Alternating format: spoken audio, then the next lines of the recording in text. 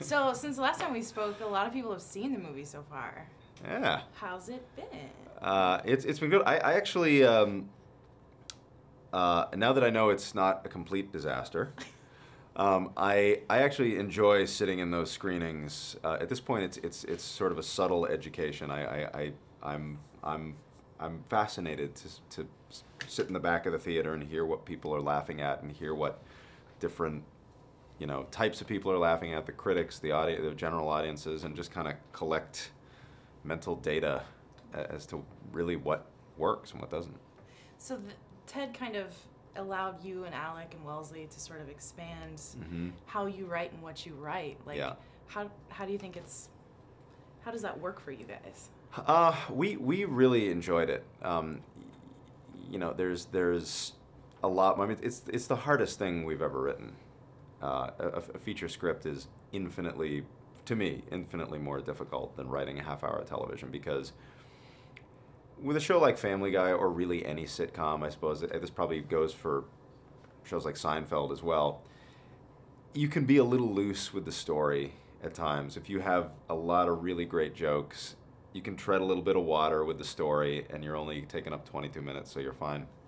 With the movie, no matter how funny you are, you really do also have to have that story arc that people are invested in, because they're sitting in that room for an hour and a half, and that was the challenge.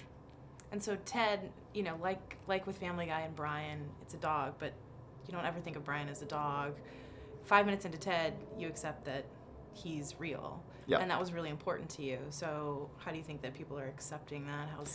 So far that seems to have been a successful endeavor. That was a big thing for me when I was making this movie. I really wanted people to forget early on that what they were looking at was a talking teddy bear. I wanted them to think of Ted as just another Boston guy, like Mark's character, and I think that worked. The two special effects houses, Tippett and Elora, that generated the bear, just did some groundbreaking work as far as the realism of this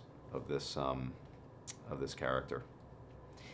So what are some of the, outside of the trailer and what people have already seen, what's like a little taste of some of the ridiculous shit that they're gonna see in Ted? God, well, you'll see Giovanni Ribisi dancing to a Tiffany song. How often do you get to see that? Dancing like how? Like dancing like sexy as fuck.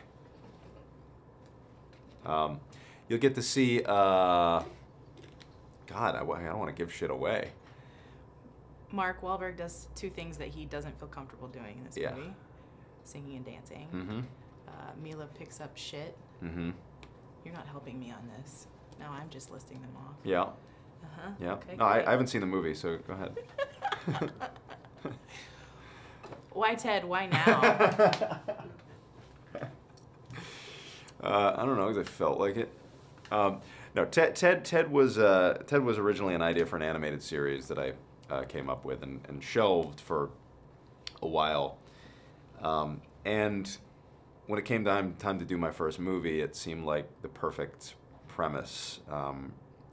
In large part because the technology had reached the point with Avatar, with Lord of the Rings, where you could create a character like Ted and have him seem very real and not have to use like a hand puppet or a marionette or something.